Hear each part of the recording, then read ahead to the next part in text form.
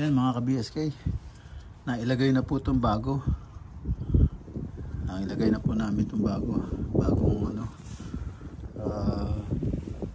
bearing assembly. At yan, na-tornilyo na rin. Yan, ayos na, nakita nyo bago. Yung luma po, andito yung luma. Ito po yung luma.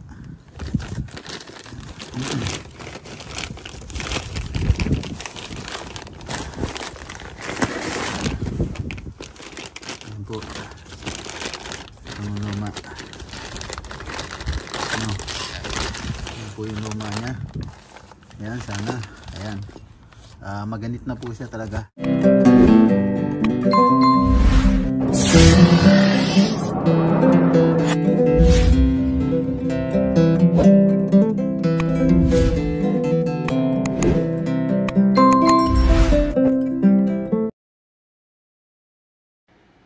Good afternoon. Hello everyone. Welcome to my vlog. Yan mga ka-BSK, magandang araw po sa inyong lahat. At the video for today is doing some mechanics about on my car. Yeah, magpapalit po tayo ng rear wheel bearing. Yung bearing po sa likuran.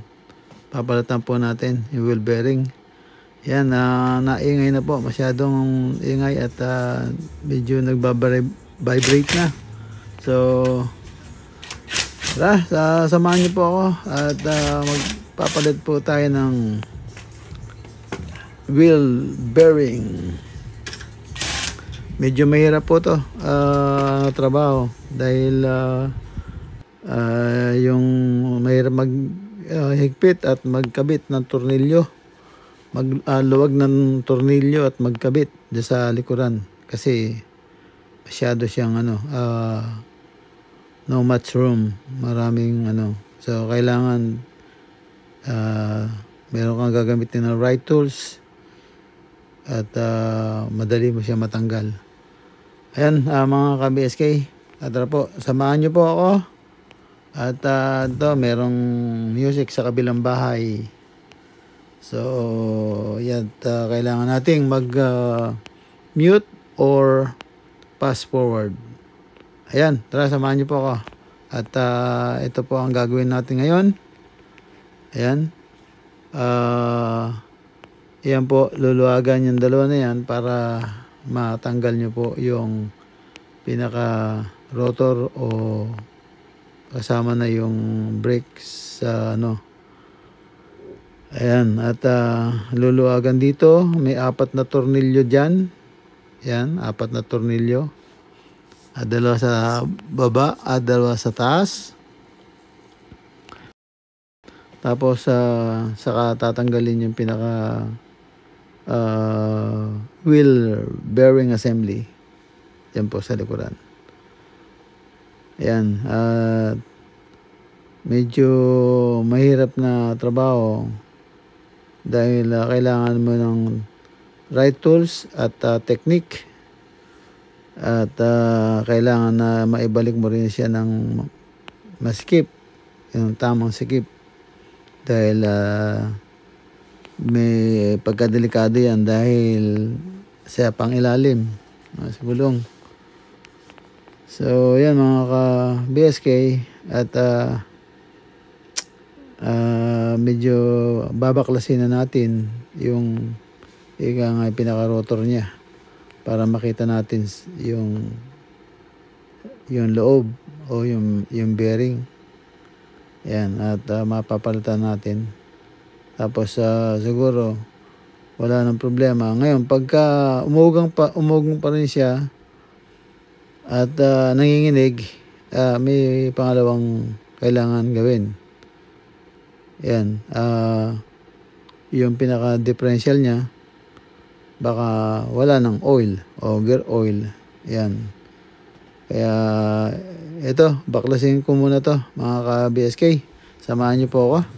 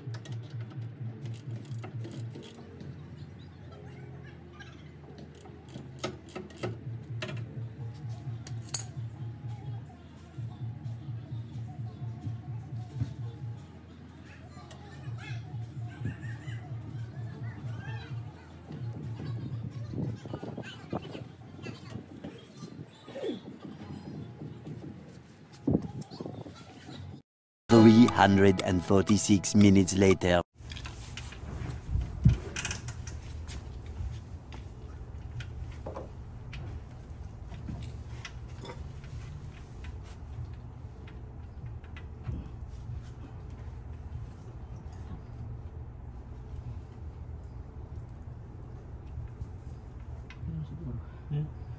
Pumasok siguro.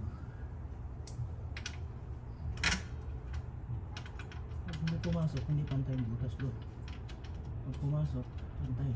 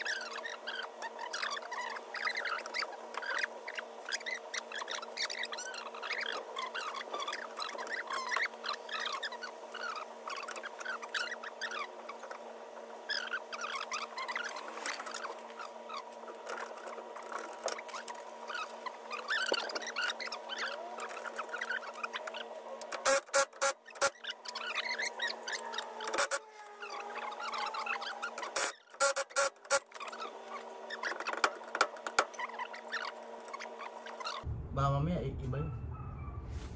Ah, yung ito? Yung thread? Sa binili ko sa ano yan eh, sa dealer eh. Matimanda siya pag gano'n. Tama yun. Yeah, okay na yan. Ay, kabit ko na lang yung ano. Ipit na yung log. Hugas na kami. Kami tubig pala dito eh. Ha? Tubig. Oo. Dali, kuha ko sabon. Ay. Meron pa akong ibababa sa bahay yung ano. Yung? Meron na Dito na pare, sa bahay na lang. May dala ako ng kama dyan. Ako sopa. Tama. O kama. Binigay nung kaibigan ni Marwin.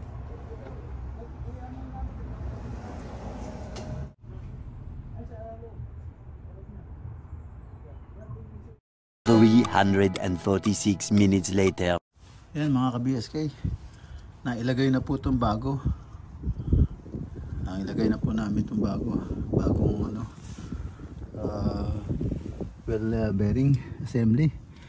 At yan, na tornilyo na rin. Yan, ayos na, nakita nyo bago. Yung luma po, andito yung luma. Ito po yung luma.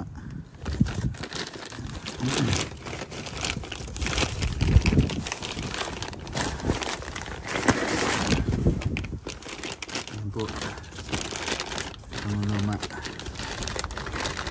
Ano? Ayan po yung luma niya. Ayan, sana. Ayan. Maganit na po siya talaga. Ayan. Ito na yung bago. Ayan na po.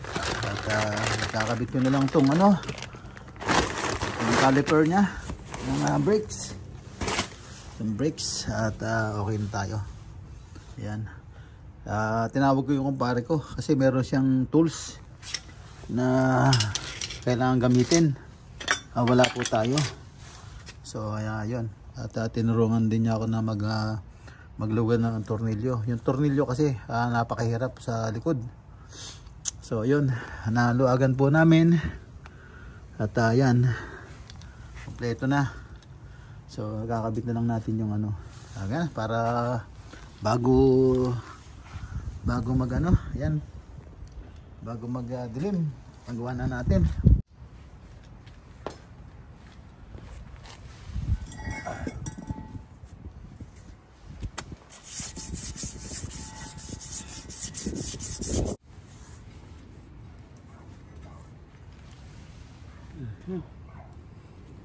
Yan.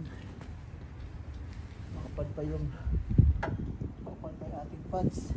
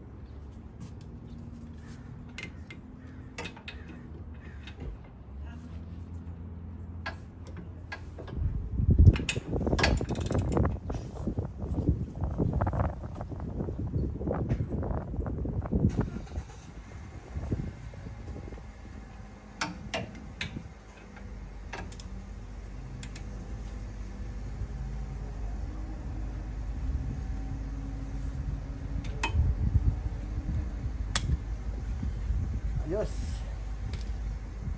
Yan. Na. Okay na.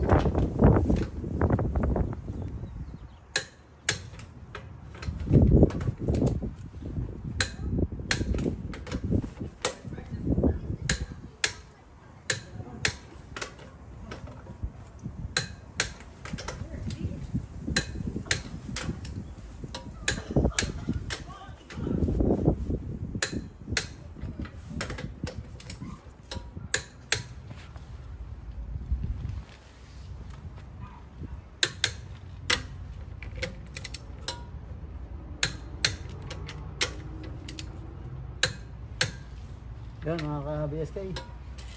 Pag narinig yung tunog na yun, tik tik, ibig sabihin nun yung pungs, yung higpit, na-reach nyo na.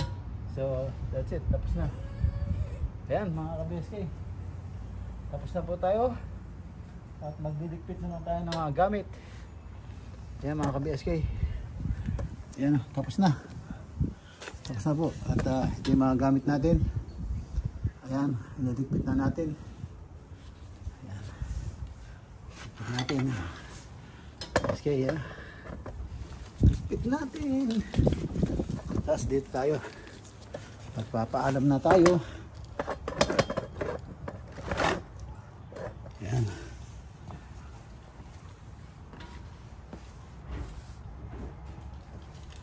Ayan, tapos na mga BSK. At ligpitin lang natin itong mga pinagamitan. Ito yung luma. Ayan, maraming salamat. Sige po mga BSK. Maraming salamat po sa panonood. At natapos na naman po natin itong isang project. Yeah, kanina hindi ko maluwagin yung tornilyo sa likod. Wala akong extension ng maliit. So yung kumpare ko tinawagan ko kasi mekaniko yun eh. Pagka meron siyang tanong umisa, nagtatanong din sa akin. So yun, pinuntahan niya ako rito. Medyo sanay siya sa luwagan ng tornilyo eh. Yun, naluwagan niya. Tapos yun, pinagpatuloy ko. At ito, tapos na. Ayan, maraming po salamat sa panonood. Dito na po muna mga ka-BSK. Ingat-ingat po kayo, sama kayo naroon. Nakatapos na naman po tayo ng project. Ingat po and God bless. Bye bye po. Bye bye.